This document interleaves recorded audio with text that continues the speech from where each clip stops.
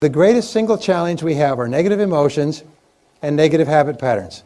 Positive habit patterns are joy, love, spontaneous humor, happiness, compassion, and so on. But negative emotions are the greatest enemy of all. We can only improve our lives to the degree to which we free ourselves from our negative emotions. And the good news is that no child is born with any negative emotions. All negative emotions are learned from infancy onward. And that's a good thing, because if it was not true, then we could not get rid of them. Because if it was part, like our eye color or our hair color or our height, we couldn't get rid of it. But it's not genetic, it's not fixed, it's learned, and it is therefore relearnable or unlearnable. You can, in other words, just reach in and short circuit the negative emotion circuits which we've learned. What we find is that it is impossible to have a negative emotion or a negative feeling of any kind unless you can justify it, unless you can explain why you are entitled to this negative emotion. Why what someone else has done or not done entitles you to this negative emotion. So if we stop justifying, in the Bible, which is a book on psychological and spiritual development, in the Bible, in the Sermon on the Mount, it says, "Judge not that you be not judged." You see, because if you judge, you become a hanging judge, you automatically condemn. If you judge and condemn, you justify and create negative emotions. The worst thing of all is it doesn't affect the other person. It affects you. So if we stop justifying, the negative emotion starts to die. The second part is identification. Identification is where you take things personally. And this is very common. We hear of something that happened, we take it personally, we become angry and upset of something that's happened to someone somewhere else. So if you don't justify and tell yourself you're entitled to this emotion, if you don't identify and take it personally, the emotion starts to die. The fruit starts to die. However, what's more important is the trunk of the tree.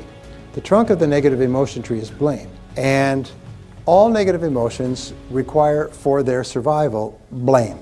If you stop blaming, you stop the negative emotion. And it's almost like your negative emotion tree is like a Christmas tree that's plugged into the wall. If you jerk it out of the wall and you cut down the trunk, if you stop blaming, all your negative emotions stop.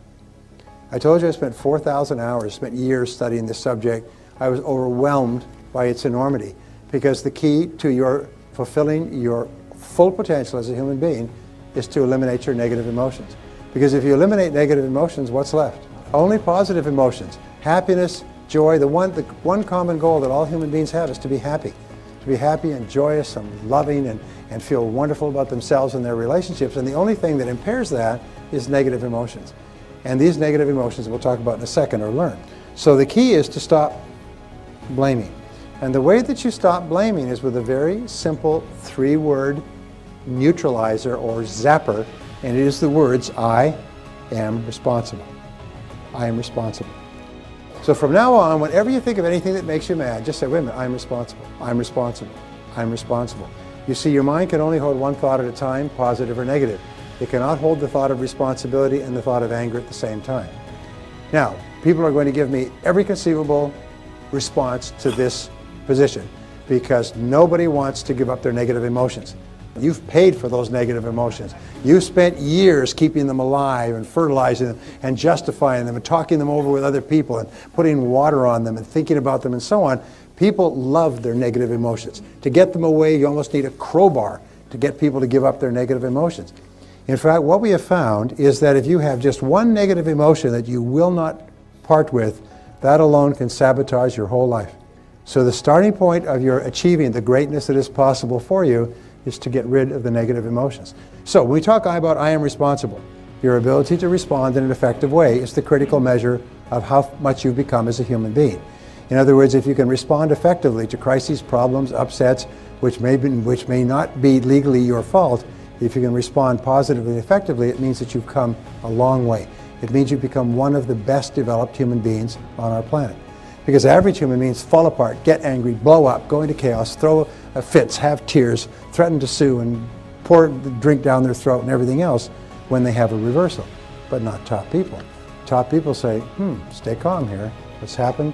Let's look at it. What do we do now? What's our next action, and so on. So by saying I am responsible, whenever you feel something angry, you neutralize the negative emotion. If you keep repeating the words, I am responsible, over and over again, pretty soon they become an automatic mantra. Something happens, you start to become angry, you instantly say, wait a minute, I'm responsible. one of the critical manifestations of negative emotions that deflates our self-confidence. And you notice this? All these fears hold back our self-confidence. Fears we can't, fears we have to, fears we have to please other people won't like us, we may lose our time or money. All they translate into the worst, one of the worst of negative emotions, which is guilt. Guilt goes around with her twin sister, unworthiness, is we feel unworthy. Now, it's interesting is that no child grows up with guilt. Most of the main religions in the world have, at a very early stage, inculcated guilt as a fundamental part of their teachings. And they use it at a very early age because the easiest way to control people is with guilt. So there's two reasons why guilt is practiced deliberately. One is for control, and the other is for manipulation. And control and manipulation, why? It's because they work. If you can get your children to feel guilty at an early age, you can control them like on a fishing string for the rest of your life. And what you do it way, first of all, we use destructive criticism. Destructive criticism breaks people down emotionally. And if you criticize them a lot when they're young, they'll feel broken down, their self-confidence is down, their self-esteem is down, and then you use guilt to manipulate them. And the way that you deal with guilt is when anybody ever tries to use guilt on you, you say, excuse me, are you trying to make me feel guilty? And they'll say, oh, no, because nobody will admit it. At least not the first few times. You say, that's great, because it doesn't work on me. Guilt doesn't work on me. Oh, good. And then they'll try it again, mother. And you say, excuse me, are you trying to make me feel guilty again? No. And finally, she'll say, yes, I am. You say, well, it's not going to work. It worked in the past, it doesn't work now. Is always say when a person says anything, are you trying to make me feel guilty? That immediately stops the game. The game only works if it's underground. As soon as you bring it up and put it on the table, the game stops. And you don't allow people to make you feel guilty. Because guilt is totally destructive. It destroys your soul. It undermines your self-confidence. So the way that we get rid of guilt, and we'll talk about this in a couple of seconds, the final principle I have to teach you is the most important principle in self-confidence, the most important principle in personal development, and it's based around another law, and it's the law of forgiveness. Now, the law of forgiveness says that you are a healthy person to the degree to which you can freely forgive and forget offenses against you. To the degree to which you cannot, you move down the human totem pole and you become a less and less person. A person who can forgive nothing is a person who's totally destroyed psychologically and emotionally. So how do you deal with forgiveness? Number one, forgive your parents. You do not become an adult until you have forgiven your parents 100% for every mistake they ever made. Remember, it's never too late to have a happy childhood, so just go back and forgive your parents. If they're no longer with you, forgive them and let them go. So the second thing, forgive any relationship that you ever had that didn't work out. Now this is hard because it's so personal and it's so painful. But if you can forgive your parents, it's a real good warm-up. Most people are still mad at their parents in their 50s. If you then forgive every previous relationship, you accept that you were at least partially responsible for getting into the relationship. You were definitely responsible for staying in the relationship. You just say, I am responsible, I am responsible, I am responsible. I bless them and let them go. And just let it go. Because in letting them go, you set yourself free. By not letting them go, you're keeping yourself in prison. The third thing that you can do is forgive everybody else. Forgive everyone else in your life that has ever hurt you in any way. Every past childhood slight, every sibling, every person in your family, every lousy boss, a person who cheated you, lied to you, robbed you, and everything else, and so on.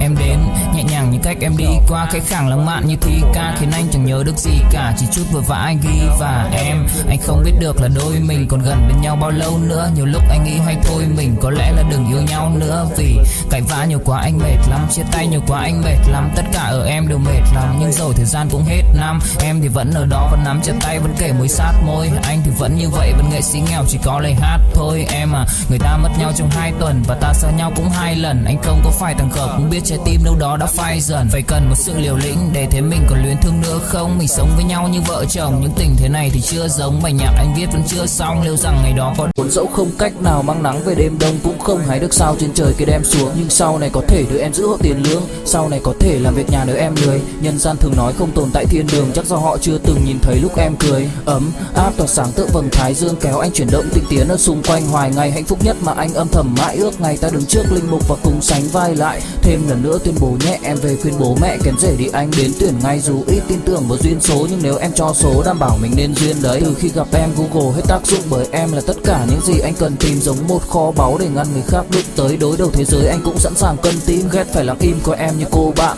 Nỗi nhớ đong đầy bao giờ mới khô cạn, khoảnh khắc bên nhau thời gian như ngừng trôi vì em sở hữu sự hấp dẫn vô hạn. Yêu đơn phương cảm giác khó đọc tên, mọi thứ mù mịt giống như đứng trước bão. Mãi hy vọng chờ đợi ngóng trông đến ngày nụ hôn đó sẽ một lần được trao. Hương thơm ngọt ngào vương trên mái tóc em, gây nghiện cực mạnh anh ngày đêm ước ao. Quỳnh là loài hoa đẹp nhất trong bóng đêm, cuộc đời này u tối đang cần em bước vào. Đưa cho anh cái bản đồ vì anh sắp lạc bên trong đôi mắt kia. Hãy đưa cho anh cuốn từ điển vì cảm xúc này anh không thể cắt nghĩa. Chuẩn bị đưa anh vì say anh thường hãy nhắc về em, mong khỏa lấp những u tối. Khoảnh khắc về đêm nghe lại bài ca ngày xưa cũ, ta hát về nhau nhớ những giấc mơ ta từng ước. To tát về sau và đó là khi mà anh dần lụy là không làm chủ chính mình. Thấy không gian trở nên tồi tệ, mọi thứ bao phủ chính mình. Em đâu còn như điều anh mơ, anh cũng tự nhủ chính mình. Nhưng mà thôi em, nào ai giỏi mà đủ tính tình, chẳng thể vươn tới được cảnh cao dù anh có nhã ý trèo. Trong cơn say mọi thứ cuồng quay anh trở thành gã chí phèo. Yêu chân thành là không thay lòng dù em có như thị nở. Ý anh là em như cô tấm nhìn em như thị nở.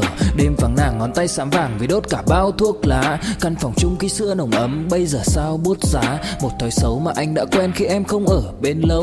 Anh thường ngồi trong một góc tối nhậu suốt cả đêm thâu. Em mang con tim anh đi đâu, khiến anh mù quáng vẫn cố sáng mỗi khi đau. Em mang con tim anh đi đâu, điều gì choáng váng để xứng đáng ướt mi nhau.